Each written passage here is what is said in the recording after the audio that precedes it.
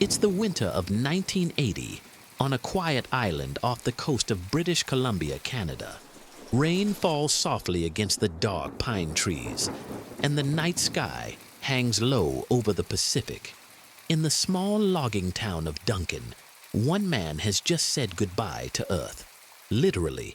His name was Granger Taylor, a gifted mechanic, a dreamer, and a man who claimed he'd been contacted by beings from beyond the stars. He told his friends that they'd invited him to join them on a journey through the cosmos. And then, one night, he vanished, leaving behind a note, a destroyed pickup truck, and a mystery that, over 40 years later, still defies explanation. Granger Taylor was born in 1948 in Duncan, British Columbia, a small forested town where everyone knew everyone. He grew up on a rural property surrounded by old barns, rusting tractors, and half-dismantled machines. From the time he was a child, Granger had one gift that stood out above all others. He could take apart anything and put it back together again. By the time he was 14 years old, he had rebuilt a broken-down car engine without ever having been taught. By 17, he had restored an abandoned bulldozer that the local logging company later used for years. And by his 20s, Granger had become something of a local legend, a mechanical prodigy, the kind of person who could fix anything from a watch to a train engine. People said he didn't just understand machines, he felt them. In the late 1970s, Granger's fascination with machinery evolved into something much stranger. He became obsessed with space, flight, and the idea of extraterrestrial life. The world was captivated by UFO sightings and stories of alien contact. But Granger wasn't just curious. He was determined. Behind his family home, in the thick woods of Vancouver Island, he began building something that would become both his obsession and his legacy, a life-sized flying saucer. He built it from old satellite dishes and scrap metal, welding together a circular structure about 20 feet in diameter, complete with a carpeted interior, a makeshift bed, and a small wood stove. He told his friends it wasn't just for show. It was an experiment, his way of understanding how alien spacecraft might be built and powered. To the locals, it looked like a hobby gone too far. But to Granger, it was his life's purpose. He often said he believed he was being guided. Around 1979, Granger began telling people that something extraordinary had happened. He said he had received a telepathic message from extraterrestrials, not a dream, not a voice on the radio, but a direct mental communication. They had chosen him, he claimed, because of his mechanical understanding. They wanted to share their knowledge of advanced technology with him, and they promised to take him on a journey through the universe. At first, his friends laughed it off. Granger had always been eccentric, kind, quiet, a little unusual, but never dangerous. But he started speaking more and more seriously about his upcoming trip. He said it was going to happen soon, that he'd be leaving for a few days, maybe longer. When asked how he would get there, he would simply smile and say, "They'll come for me." On the night of November 29th, 1980, a storm rolled over Vancouver Island. Winds howled through the trees, and power flickered across the small town. That night, Granger Taylor left his family home for the last time. Before he went, he pinned a handwritten note to his bedroom door.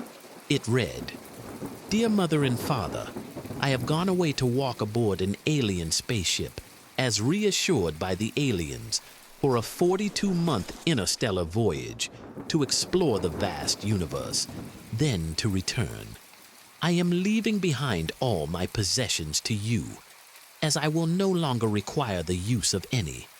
Please use the instructions in my will as a guide. Love, Granger." His truck was gone from the driveway. The UFO he had built stood silent and empty in the rain. And Granger Taylor was never seen alive again. The Royal Canadian Mounted Police began a massive search. They scoured the forests, the lakes, and the winding back roads of Vancouver Island. No trace of him was found. The note had left his parents devastated, but also strangely hopeful. If he truly believed he was going somewhere, maybe he was alive. Maybe he would come back. Days turned into weeks, weeks into months, and then nothing. It was as though the mechanic who could fix anything had simply stepped out of reality. 5 years later, in 1986, a grim discovery was made. A local logger stumbled upon the wreckage of a truck buried in the dense forest near Mount Prevost, only a few miles from Granger's home. Inside the remains of the vehicle were human bone fragments and pieces of clothing that matched what Granger was last seen wearing. Tests confirmed the truck belonged to him. It had been destroyed by an explosion. Police speculated that he had carried dynamite in the vehicle, something Granger often used in his mechanical experiments, and that it had detonated accidentally. But even that explanation raised more questions than it answered. Why drive into the woods during a storm with dynamite? Why write a farewell letter about aliens before doing it? Was it suicide? Or did he truly believe he was going to meet something not of this world? There are three main theories about what happened to Granger Taylor. The first, a tragic accident. The simplest explanation is that Granger was experimenting with explosives that night, possibly as part of his UFO work, and the materials detonated unexpectedly. He may have believed he was creating a propulsion system or testing something to attract the attention of the beings he thought were guiding him. The second, a mental breakdown. Some believe that Granger's fascination with extraterrestrials became a form of psychosis, a delusion that grew until he acted upon it. He was known to use psychedelic drugs occasionally, which could have influenced his perceptions. In this view, his disappearance was the tragic end of an intelligent man consumed by his own imagination. And the third, the impossible, that Granger was telling the truth, that he was contacted, that he was taken, and that his journey into the unknown was real. They point to the fact that he was rational, level-headed, and methodical in every aspect of his life. Why would such a practical mind suddenly self-destruct without reason? And what about the detail in his note? A 42-month voyage. It's an oddly specific time frame, a promise of return. 42 months later would have been May 1984. Granger never came back. Today, the story of Granger Taylor remains one of the most chilling, unsolved disappearances in Canada's history. His homemade UFO still stands, rusted, decaying, but untouched, in the woods near his childhood home. It's become a kind of shrine, a silent echo of one man's impossible dream. To some, he's remembered as a tragic genius who lost himself in fantasy. To others, he's a pioneer, a soul who may have found a way to reach the stars before the rest of us. There's something profoundly human in Granger's story, a blend of curiosity, isolation, and wonder. He wasn't chasing wealth, fame, or attention. He was chasing knowledge. He wanted to understand what was out there. And in the end, that search cost him everything. But maybe, just maybe, he found what he was looking for. Picture him now, standing in the quiet night, the rain misting through the trees, his old truck headlights cutting through the fog as he looks up at the sky, the same sky that has watched us for millennia. He smiles as a light appears in the clouds above him, soft, white, and silent. He whispers to himself, "They're here." And then he drives toward it. The forest goes dark again. Only the wind remains.